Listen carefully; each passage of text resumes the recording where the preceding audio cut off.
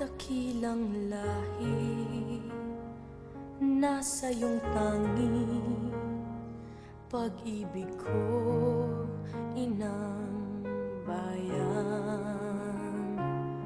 Isinumpa ko, o Pilipino, gagaling ang sugat ng iyong nakaraan.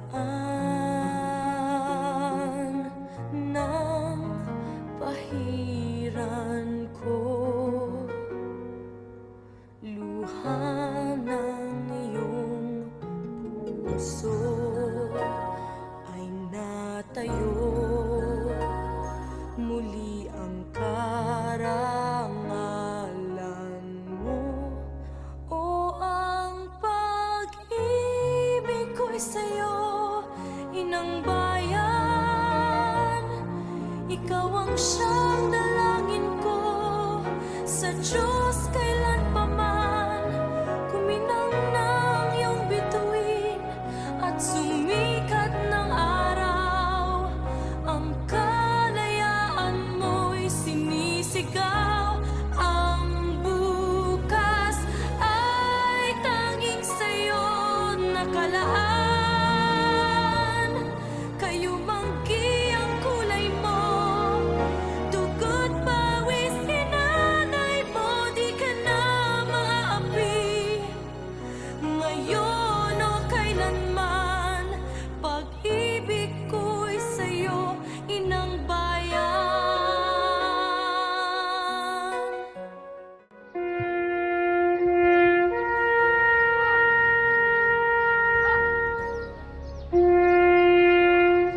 This act served as a living tribute, a gesture of our enduring respect, and a symbol of the honors we bestow upon those who have paved the way before us.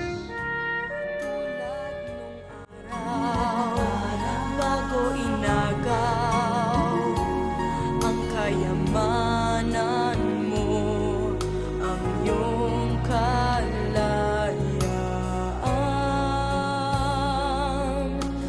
Nang pahiran ko, luha ng iyong puso ay natayo. Muli ang karangalan mo, o ang pag-ibig ko'y sa'yo, inang bayan. Ikaw ang siyang dalangin ko sa Diyos kailan pa man. Kuminang ng iyong bituin at sumikat ng araw, ang kalayaan mo'y sinisigaw. Ang bukas ay tanging sa'yo nakalaan. Kayo manggi ang kulay mo, dugo't pawis hinanay mo, di ka na maapi. Ngayon o kailanman, pag-ibig ko'y sa'yo, inang bayan. Kahit na gaano kaliit ang tinig ko, buong lakas akong magtatanggol sa'yo. Our theme for this year's commemoration is Giting ng Bayani, Pamana sa Salin Lahi.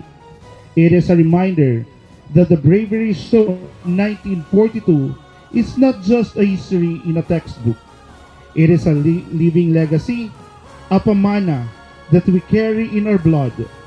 As we raise our flag today, let us pledge to protect the peace they bought with their lives.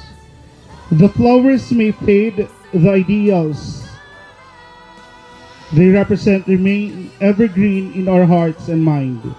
We proceed now with the remainder of our ceremony. And we shall now lend our ears as we listen to the message of support coming from the President of the Veterans of the Philippines, Tanawan Chapter, Mr. Zol Zulueta. Let's give him a round of applause. Magandang umaga po sa inyong lahat. Ngayong araw na ito, ating gunitain ang araw ng kagitingan. Isang araw na nagpapaalala sa atin, tapang, sakripisyo at pag-asa ng mga Pilipinong lumaban para sa ating kalayaan. Hindi ito basta isang araw lamang sa kalendaryo. Ito ay isang mahalagang bahagi ng ating kasaysayan na dapat nating pahalagan at tandaan. Kaya naman ang ating pahalagahan ang araw na ito. Alamin natin ang ating kasaysayan upang hindi na ito maulit pa. Mabuhay ang Pilipinas at mabuhay ang mga bayani. To lead us further into the spirit of togetherness, we are honored to hear from a leader who views our community as not just a jurisdiction but as a family. A public servant dedicated to the progress of every citizen and a tireless advocate for our collective growth. Ladies and gentlemen, join me in welcoming for this message of solidarity our acting municipal mayor, Honorable Archie Lawrence R. Kapunan. A round of applause. Our veterans, the sons and daughters, visitors, sa mga tanawananons po sa ating lahat, good morning. Magandang umaga po sa ating lahat.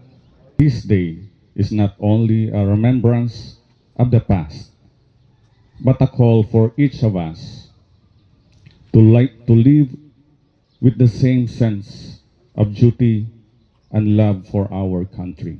I just would like to remind you, most especially the head of office and the men in uniform, of course. Huwag po natin idaan sa kung ano ang naiisip natin. Ang importante po, maging patas po tayo, unang-una sa mga tao.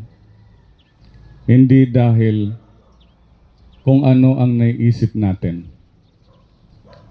Dahil yung pinasukan natin para sa family natin, hindi po para pang sarili lamang. At alam din po natin kung ano ang obligation natin. Minsan may mga considerations tayo. Pero, kaming mga politiko, kaming mga politicians, come and go lang po kami.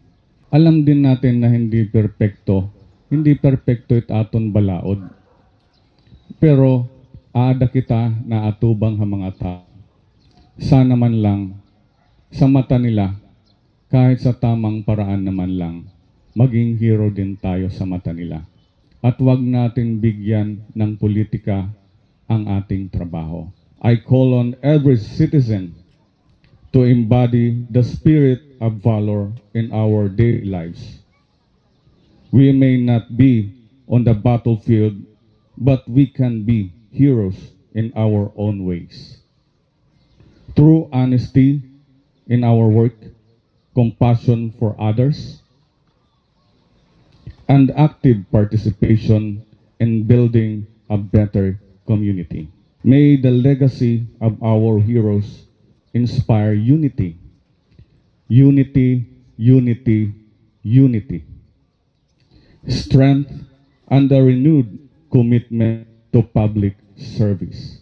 Long live to our heroes. Long live to our Tanawananons.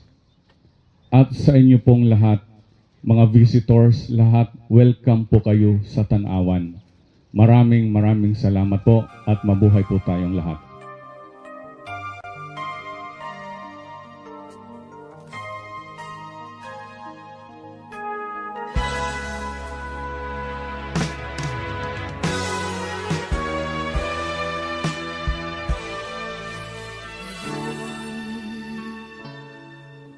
Ganap ang hirap sa mundo.